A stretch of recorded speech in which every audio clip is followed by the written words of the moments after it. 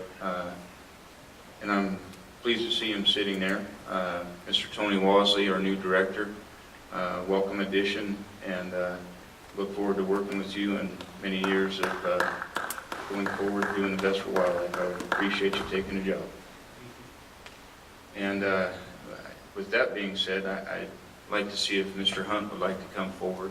And we do have Acting Director Tsukamoto here, and he was thrown into the middle of probably one of the hardest times in wildlife management in the state of Nevada, and he stepped up without wincing and really kept the wheels under the bus during a very difficult time, and I can't thank you enough. And I know that Mr. Hunt with the governor's office would like to express his thank you to you also. Thank you.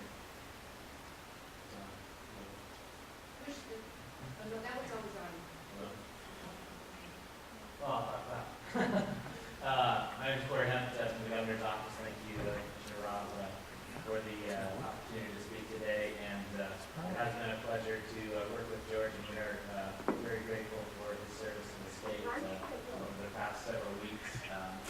We are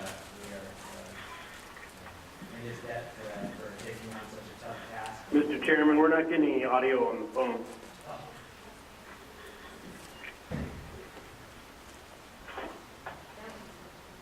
May have to have the people that speak or use another microphone. We're having difficulty with the microphone.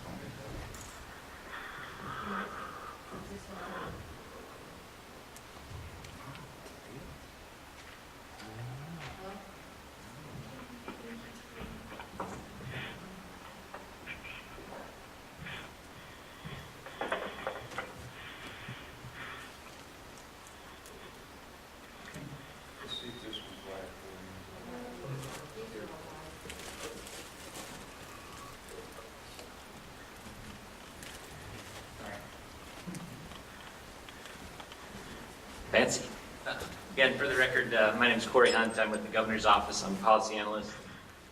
Work on wildlife issues and have had the pleasure of working with Acting Director Tsukamoto over the past several weeks. And we are, the governor's office is truly grateful for his service to the state and for helping out with the department during this time of transition. We are very excited to have Director Walsley on board, and the governor asked me to come today and attend, and he has this certificate of recognition.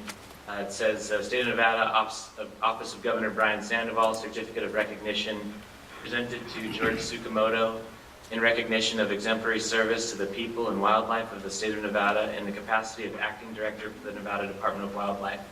As Governor of the state of Nevada, thank you for your dedication to our state. It has a little handwritten note from the governor. It says, George, you are a Nevada hero.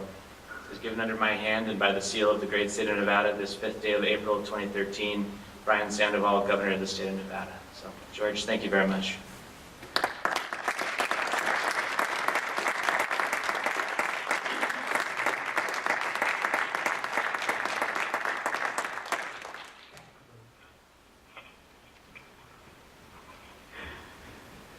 Thank you, Corey. We're going to have to figure out the microphone situation here. When we get into public comment, we might just turn this microphone around up here. It's going to be a little awkward, but we need to make sure that the people on the phone participating can hear what's going on also. So with that being said, we'll move on to agenda item number 4. And my hope in going through agenda item number 4, you have the 17 items listed that the committee went through. I'm hoping to be able to run that as a consent agenda.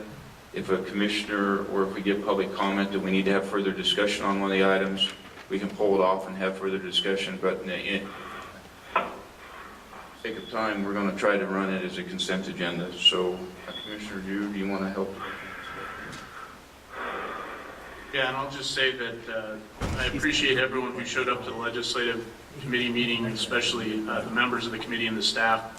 You'll see on the votes that we had people coming and going as the day wore on, and that's because we started at 9 a.m. and ended at 1:30 p.m. Without really a substantial break. So I really appreciate the committee members, the folks in the public who showed up and provided some really nice inputs, and also the staff who stuck it out with us.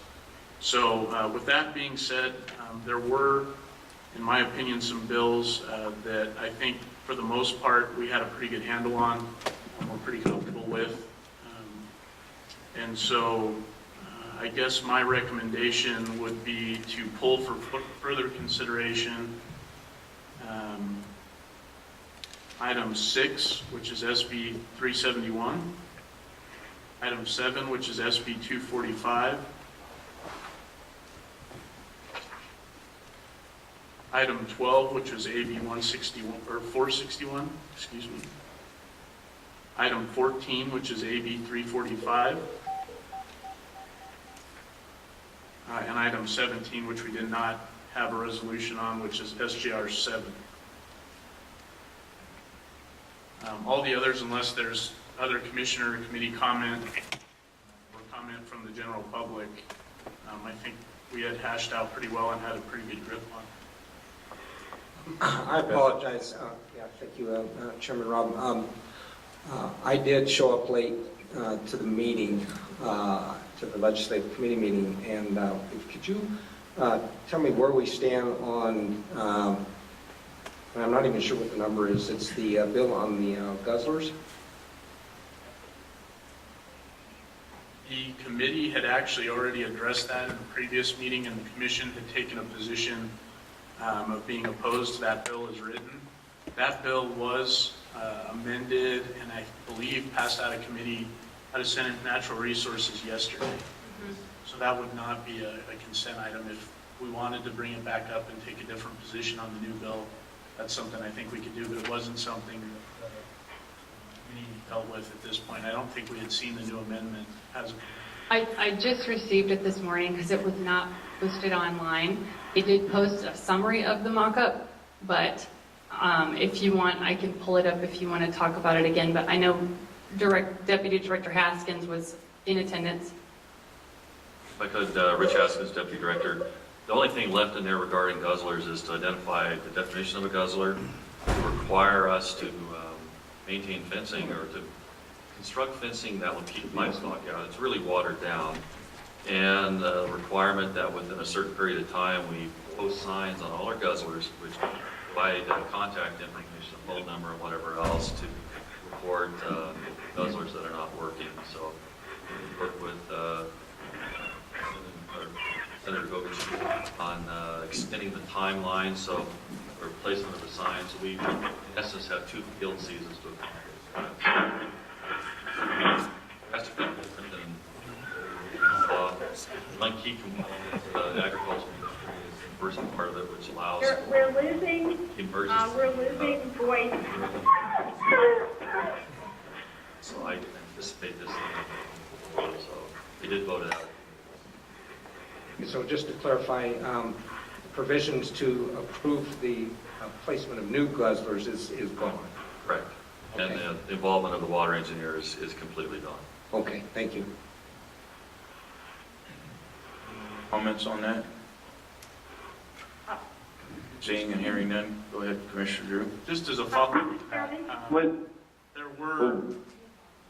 There were 4 bills that the commission previously took action on at our last meeting, and that was AB 168, which was the makeup of the commission, SB 184, I'm sorry, AB 168 was the makeup of the county advisory boards, SB 184 was the commission makeup, SB 134 was the guzzler bill we just talked about, and SB 213 was related to trapping. And the committee did not reopen any of those 4 bills and have further discussion on any of them. It was purely trying to address the new bills. Okay. I believe Commissioner Rain, did you have a comment? Yeah, on a couple of these bills, like for example, number 10 and 11, sounded like that, like 11, that there was some new amendments that, of course, I wouldn't have heard the possible new amendments, so kind of need to discuss that a little bit, outside of a consent agenda. And number 10, there was some talk about the oppose if, the committee, and we need to figure out what that is, because that wasn't really explained.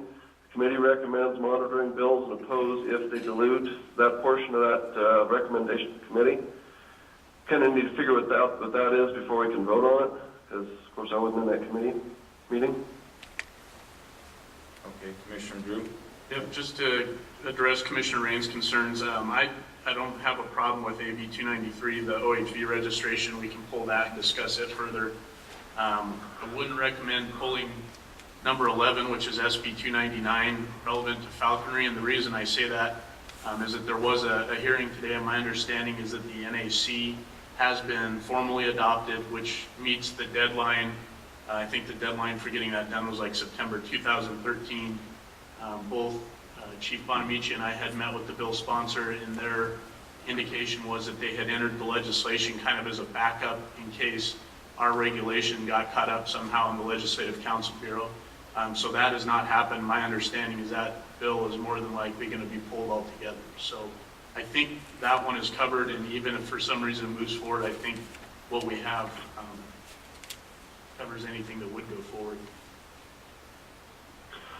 Are we looking at voting on all of these bills, the rest of these bills at one shot then, or are you still going to go through them one at a time? Would you call them consent? If they're going to be polled, we're going to address them one at a time. Okay.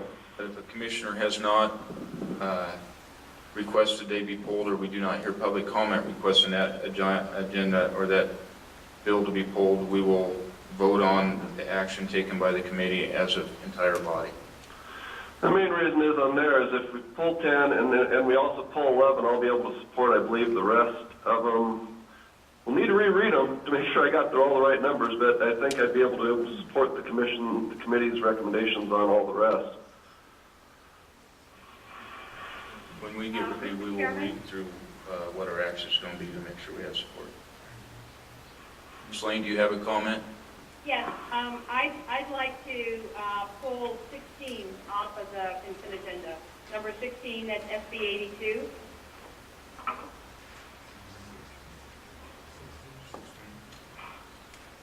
Okay, 16. All right. Anybody else have anything? Commissioner Wallace? Chairman, Yes. this is Commissioner Morai. I'm not clear on what we're going to do with SB 134. Are we going to discuss the changes of the SB 34 and vote on that again, or we're going to stay with the position that we had at the last meeting? Since you brought it up, we will discuss that one at the close of going through the list we have. 134 was one of the ones that we had addressed at a prior commission meeting, I believe. And so we will have to review the action we took at that commission meeting and then go through the updates and take a new action then.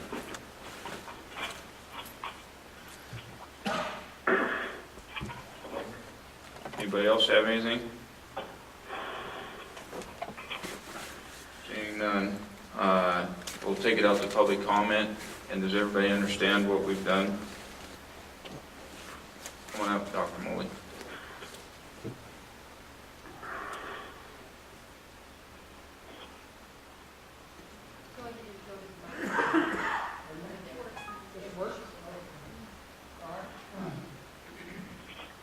Mr. Chairman, Don Mulleria, just could you just summarize the bills that have been pulled? I mean, I'm ones that you have now.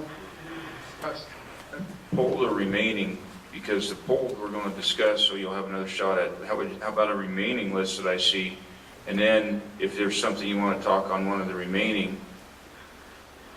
Well, unfortunately, I had my pencil in my bag and I wasn't notating which ones you already pulled out. Jeremy mentioned some, and Dr. Lane mentioned one, and Mr. Morai one. Would it just be possible to run through the ones that are already pulled first, and then? Definitely so. Thank you. Okay, just so we recap and everyone check me on this, but the bills to be pulled from the consent agenda for further discussion are SB 371, which is the wildlife feeding bill, SB 245, which is the dangerous wild animal bill, AB 293 relating to OHV registration, AB 461 Sagebrush Ecosystem Council, AB 345, which is the sage grouse / predator fee bill, SB 82, which is the black bear bill, and SJR 7, which is the resolution to amend the state constitution for the right to hunt, fish, and trap. And that was it from the committee's list. And then at this point, we have identified one additional bill, which is SB 134 on guzzlers, which was a previous commission item. And I had recommended number 11 there, 299, so we can make the rest of it unanimous, hopefully. 299 for further discussion. Gil?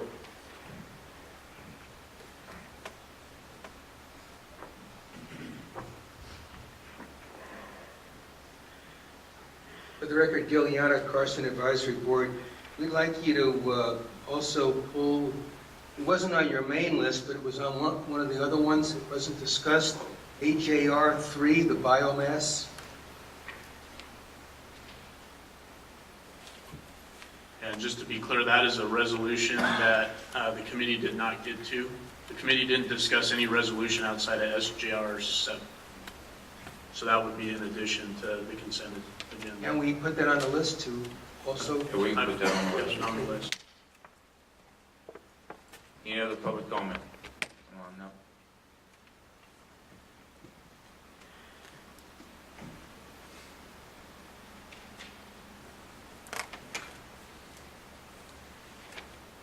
Elaine Carrick, I wanted to make public comment on SB 82.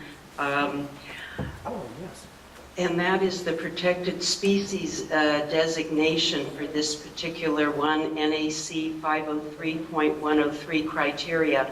Elaine? Yes. I hate to interrupt you, but we're trying to get through the part that's the consent agenda, and then we'll okay. come back and we're going to address each one of these individually. Okay, that's great. Thank you very much. Thank you.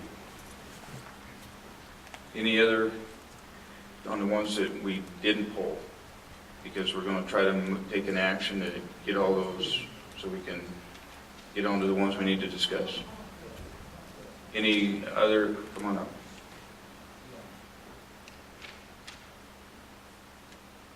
Just a question, Mr. Chairman. I hope I'm not out of sequence here. On SB 184, did I understand the commission was going to discuss that today?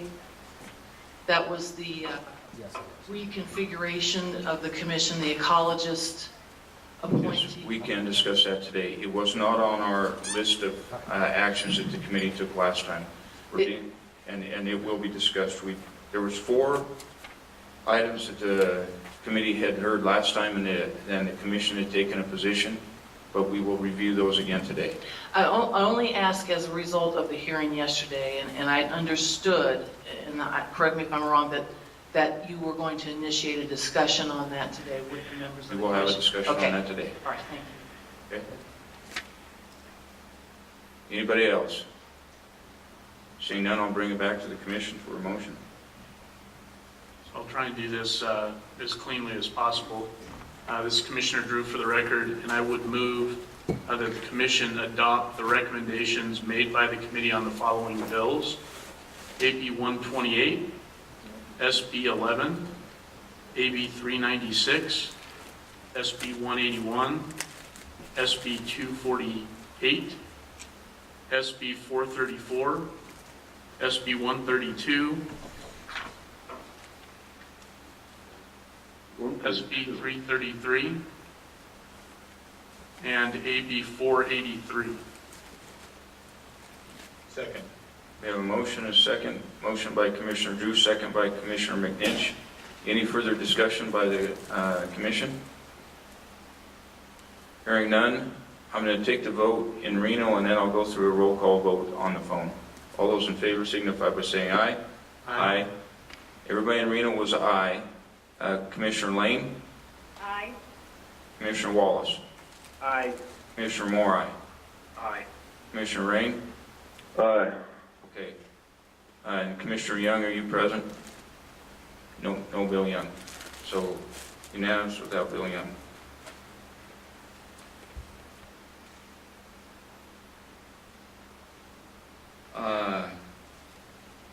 know this is your discussion, Commissioner Drew, but we do have Mr. Hunt in the audience, and he is here to speak on number 12, AB 461. Maybe we could have that discussion first, and that was one of your major discussions yesterday, and get that one out of the way, and then we can move on with the rest of it. Sure. Again, Commissioner Drew, for the record, AB 461 is language that enacts provisions governing the management of sagebrush ecosystems. Essentially, this is the NRS, or the proposed NRS companion to what the Sagebrush Ecosystem Council is operating under now, which is an executive order. I may ask Tim just to hit highlights of it, or maybe read the introduction. But just for a refresher, the recommendation from the committee was that the commission remain neutral on the language as written. The committee does support development of the Ecosystem Council, Ecosystem Mitigation Bank, and collaboration of agencies moving forward with further incorporation of NDOW participation inputs in science. The committee does not support removal of management authority of any wildlife from NDOW or the Board of Wildlife Commissioners. And the committee further recommends that the commission appoint a working group of myself, Tina Nappy, and 2 additional non-legislative committee members of the commission to work with the governor's office on possible amendments. Kim Jolly for the record. I have AB 461 up on the screen here, and it says going to Assembly Committee on Ways and Means, and it's a governor's office bill. So I'm just going to go down to the digest here to help you follow along. So section 2 of this bill is authorizing this is the division of state lands to establish and carry out programs for the sagebrush ecosystems on public land in the state or private land with the consent of the owner of the land.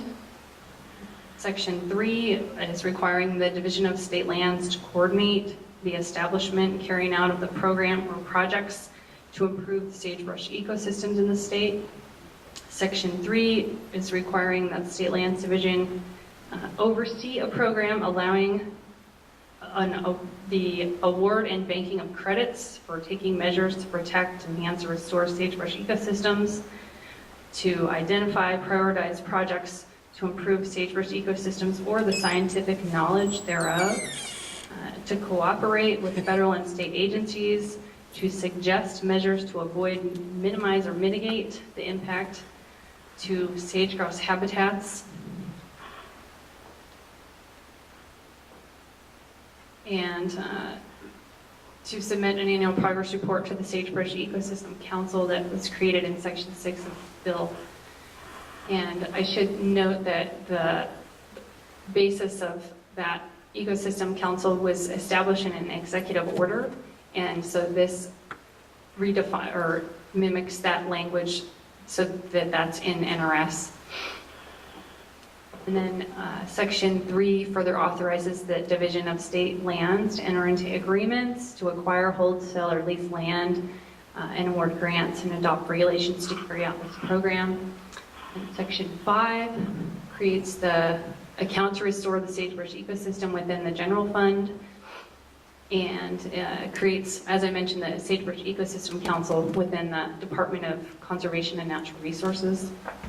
And Section 6, finally, requires the council to formulate and carry out certain strategies and programs for the conservation of sage-grouse, for managing land which holds sagebrush ecosystems, to coordinate discussion among and provide advice to certain persons and governmental entities concerning the management of sagebrush ecosystems, and then submit the biennial report to the governor. And I don't know if you want to go to a certain section of the language, but we can do that. I think where I want to go now is with Mr. Hunt in the audience. Commissioner Drew and I have both expressed to him what the concerns were of the committee, and maybe he can give us some guidance where the governor's office is thinking along with our concerns. Thank you again, Corey Hunt from the governor's office. Thank you for the opportunity to clear up some of the concerns here. Just to start off, this bill is one of the governor's priority bills for the session. He mentioned it in his State of the State address, and it's been something that we've been working on for almost 2 years now, as far as addressing the sage grouse issue and putting together both the general strategy that Chairman Robb actually sat on with the Sage Grouse Advisory Council. That group brought forward a recommendation that another group be established to carry out those recommendations. And so that's what formed this council. The governor formed that council by executive order with the membership. We've also formed a technical team, and I'll talk about that a little bit more. You may have heard there's a backlog in the Legislative Council Bureau with the drafting of these bills, and so we were unable to, we submitted the bill for drafting several months ago, and we received the bill shortly before it was introduced, and so we've not had an opportunity to propose a comprehensive amendment. However, we are planning to revise some of that language now that we've seen how the legislative attorneys drafted the bill. And so we are planning on introducing and pursuing amendments to the bill. So I'm happy to come here and discuss that with you to clear up any confusion. I really don't think that there's anything that we can't work through today. If you'd like, I can just generally describe the bill and what it's doing beyond that overview that Scully gave. AB 461 is our effort to demonstrate to the federal agencies, the BLM and the Fish and Wildlife Service, that the state of Nevada is quite serious and well positioned to play a leadership role in the management of our sagebrush ecosystems, and specifically sage grouse. So we're looking at things holistically, but right now priority number one is sage grouse. And to be clear, there's some language in the bill, like I mentioned, that we intend to amend. I trust that we can come to an agreement on something that's workable. We've heard over and over again from the Fish and Wildlife Service, and they said this in their 2010 listing decision, that the status quo is not good enough. And so existing regulations were not being adequately enforced. Agencies and entities were working in silos, and actions taken were not implemented in a consistent, measurable, or strategic manner. And to drive that point home, I actually got a call from Western Watersheds today, the primary litigant, and they said, you know, all these projects are being done and people are just trying to put money on the ground, and that's not good enough. And frankly, I agree. And so this council has come together, and our intention for this council is to identify the highest priority projects for sage grouse, and to put those on the ground in priority order. So we're going to have everyone at the table, the Department of Wildlife, Department of Agriculture, state lands, as well as all the industry stakeholders. That we've got a 9-member council. Commissioner Drew sits on it and represents sportsmen. Tina Nappy represents conservation and environmental interests. We have a rancher, we have a farmer, or we have a cattleman's rep, we have a ranching rep, we have a mining rep, energy, tribal nations, general public. Did I miss anyone? And energy, thank you. So, you know, we've got that group together, and so we're going to look at this strategy from a holistic perspective and really bring all that expertise under one roof. And the Department of Wildlife certainly has an important role to play in that. Our plan generally calls for a strategy of avoid, then minimize, then mitigate. So it's a hierarchical process. And you can't just jump straight to mitigation. It's something that's environmentally protective that way. So we're looking for people to, right out of the gate, just try to avoid that. And so we actually have a technical team that will help walk people through, project proponents and whoever may be, work with federal agencies through this process of avoid, minimize, mitigate in a consistent and transparent manner. That technical team is comprised of new staff that were hired from the Department of Wildlife, the Division of Forestry within the Department of Conservation and Natural Resources, state lands, also in DCNR, agriculture, and then there's a team manager. And so Laura Neal is actually the wildlife staff specialist that represents the Department of Wildlife on that team here in Carson City. They have their own building, so they're not at their own agencies. They're in their own building, working together every day on this and really putting their heads together and having those tough conversations as far as what's the priority, what's best for the sage grouse, and how the state can work through this issue. So we believe that that's a big step forward for the state. Also, I've said it 100 times and I'll say it again, that the scientific information provided by the Department of Wildlife is absolutely essential to the success and credibility of our plan. And I don't know, I can't overstate that enough. And I don't think any person on the council or any industry or any agency wants anything that's less than that, because we all know that we're going to be sued on this, and we want some certainty. And so we want to go forward, we want to do what's best for the species, and to do that, we also need to make sure that we're doing something that's workable for the state. And so it goes both ways, that we want science for the bird, and we also want science for certainty, that our plan, when implemented, is something that's going to stand up in court, because we will be sued. So it's in everyone's interest to have the very best science possible.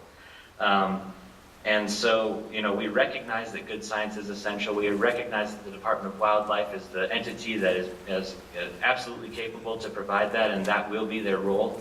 And so we're certainly willing to insert language into this bill that reflects that and says that, best science will be used to inform our management decisions as we move forward. So we're certainly willing to do that. We're also willing to clarify the language as far as the membership goes.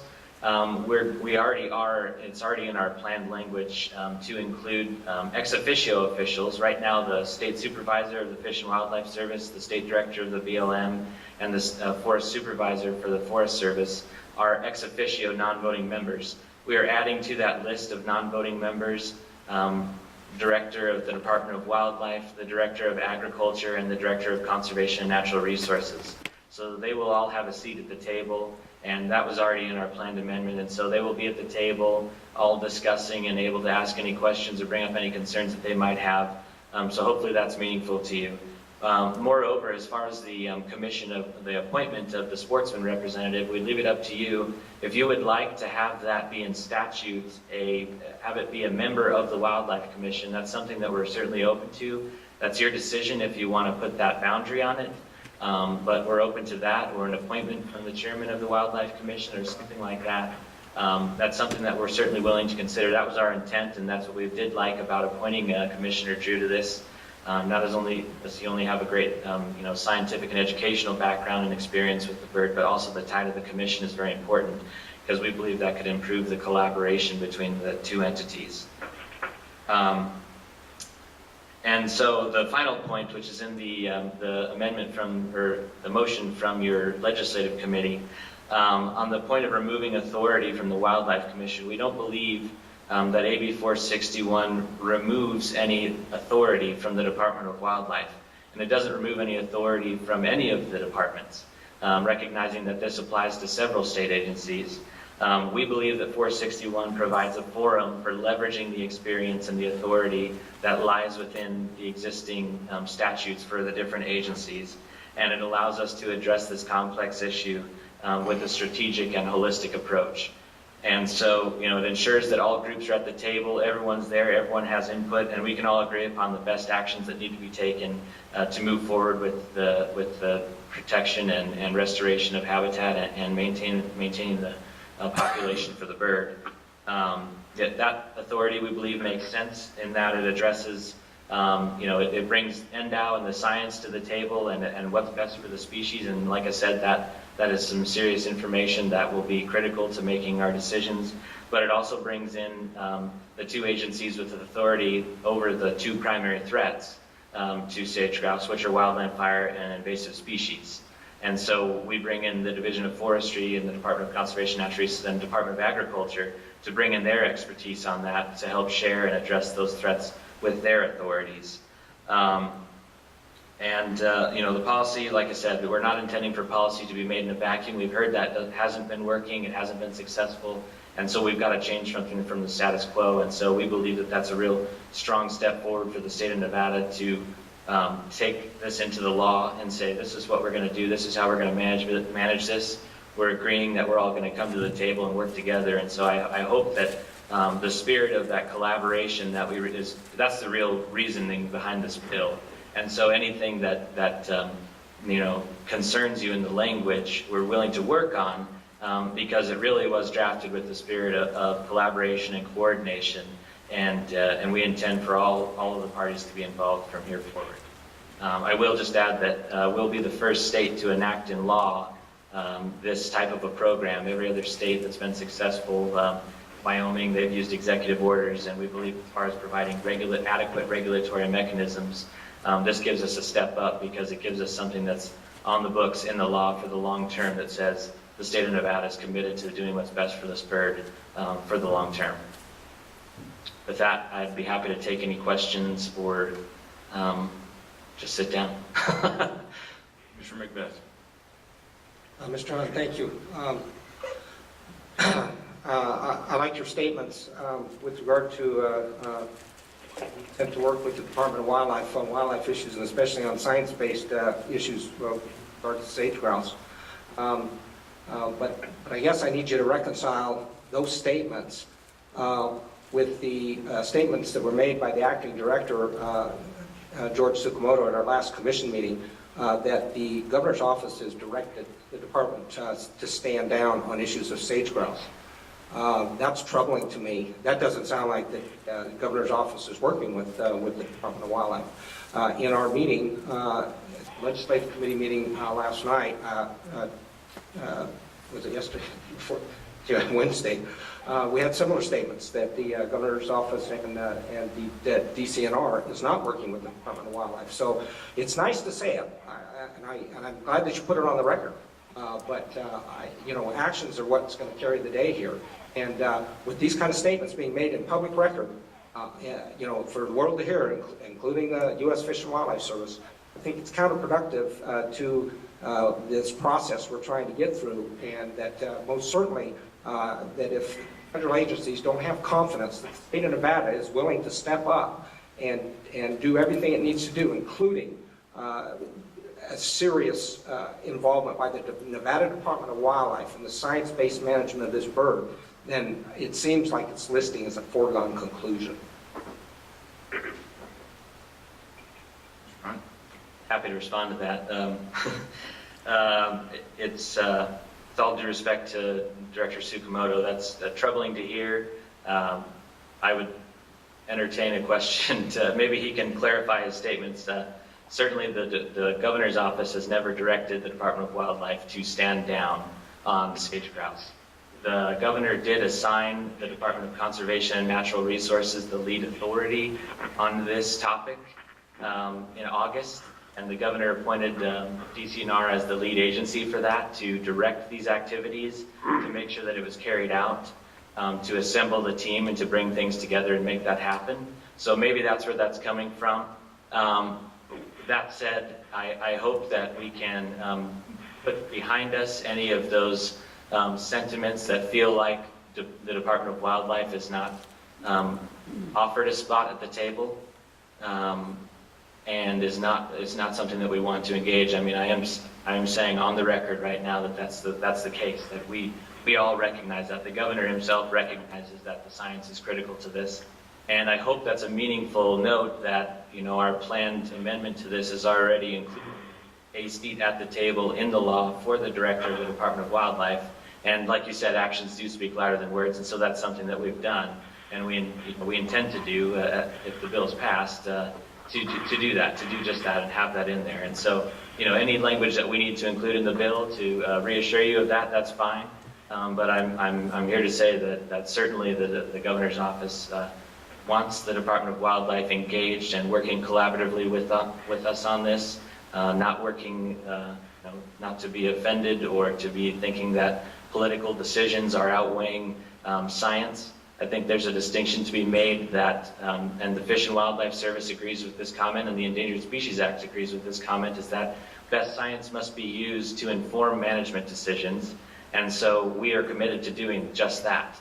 But there may be instances where best science is used to evaluate that, and a management decision other than protecting every single bird may be the call that's made, and that's been made in other states, and that's been acceptable.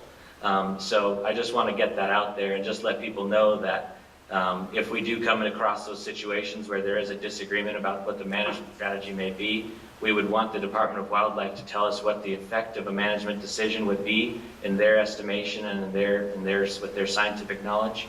so that we can take that into account with this council, with this group of people, with the Fish and Wildlife Service sitting at the table, the state director himself sitting at the table, and work together to find out what's best for the bird as far as that goes. Thank you for putting that on the record. Absolutely. Mr. Tsukamoto, do you have a comment? Thank you, Mr. Chairman. For the record, George Tsukamoto. I appreciate what Corey has presented today. I think this presentation has shed more light on the whole process than I have heard up to this point. And that's kind of unfortunate. Corey, you know that I told you I kind of sat back and let Leo make the approach to me in terms of what the Sagebrush Ecosystem Council was all about. And I waited quite a while. Finally, you suggested perhaps I should call him, and I did. And we had a meeting. And I think we spoke pretty frankly. In fact, I'm known to be pretty frank about things anyway.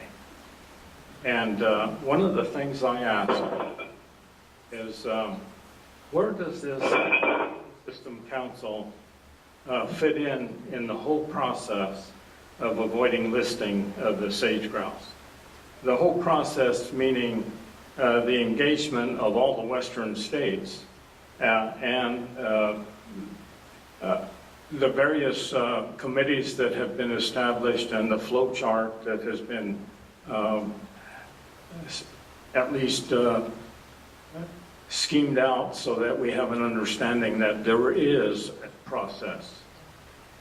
Additionally, what I asked Leo to provide from DCNR was a flow chart of the Sagebrush Council so I could understand where it fit into the whole process. And he said we don't have such a flow chart.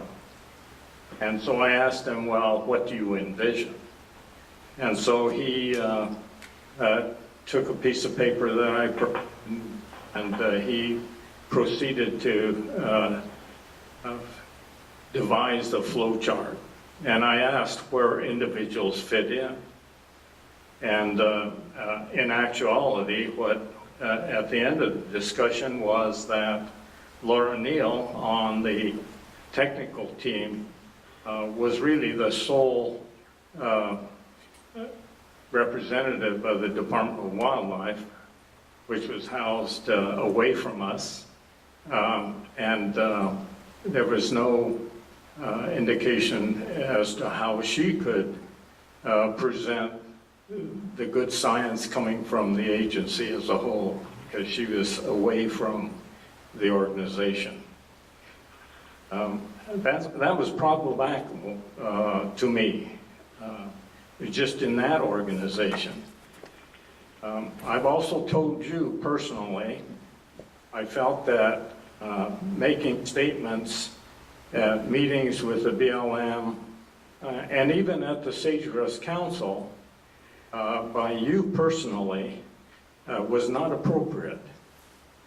And you understand where I was coming from, I hope, because the impression people got was that you were representing the Department of Wildlife. And to me, personally, that was somewhat embarrassing when it happened. And when it happened the first time, I called you up and told you about it. And I expressed my concerns. And that didn't stop. So my impression was that we were being excluded. And I guess sequester is the better term. But regardless, the last straw, and I'm just sharing you some personal experiences so you get an idea of what was happening to me personally as the interim director. At the last council meeting, When Tim got up representing the technical team, he had a handout. It was a very large handout. I had no idea what it was all about. And so Jim Lawrence, his boss, was passing it out to the council members.